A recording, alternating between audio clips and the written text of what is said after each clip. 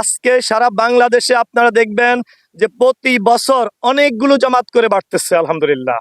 এটা অবাক করা কথা যে আমরা খোঁজ নিলে, আপনারা খোঁজ নিলেও দেখবেন যে মানুষগুলো আগামী দিন ঈদ করবে হয়তোবা, কিন্তু তাদের অনেকেই চেয়েছিল আজকে ঈদ হয়ে যাক, কিন্তু তার সমাজ করে নাই, তার এলাকা করে নাই, তার ইমাম সাহেব করে নাই, সেজন্য সে করতে পারে নাই।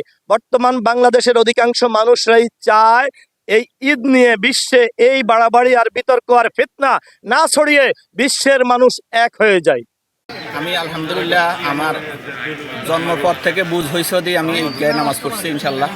আলহামদুলিল্লাহ আমি সারা বিশ্বের মুসলমানদের সাথে ঈদ করতে পেরে আমার কাছে অনেক আনন্দ লাগছে। প্রতিটা শুক্রবার জুম্মা নামাজ পড়ে, আমরা কেন জুম্মা, তাহলে আমরা ঈদ কেন 3 দিন পরে করব? আমার প্রশ্ন সারা বিশ্বের কাছে একটাই প্রশ্ন, শুক্রবারে যদি জুম্মা হয় সৌদি আরবে, আমরা কেন শুক্রবার পড়ি? তাহলে আমরা শনিবার পড়বো। ঈদের নামাজে কেন আমরা বিতর্কতে যাব? ঈদের নামাজ যদি শুক্রবারে হতে পারে সৌদি আরব, আমরাও শুক্রবারে পড়তে পারি। জুম্মা যদি সৌদি আরবে শুক্রবারে হতে পারে, আমরাও জুম্মা শুক্রবারে আদায় করি। ডিফারেন্স হলো 3 ঘন্টা। ওনারা ফজরের নামাজের সাথে নামাজ আদায় করে, আমরা 9টা বাজে, আজকে 9:30 বাজে নামাজ আদায় করছি, সুতরাং আমরা 3 ঘন্টা পরে আদায় করতেছি। সুতরাং ওদের সাথে আমাদের সাথে এক হইতেছে। আল্লাহ এক, নবী এক।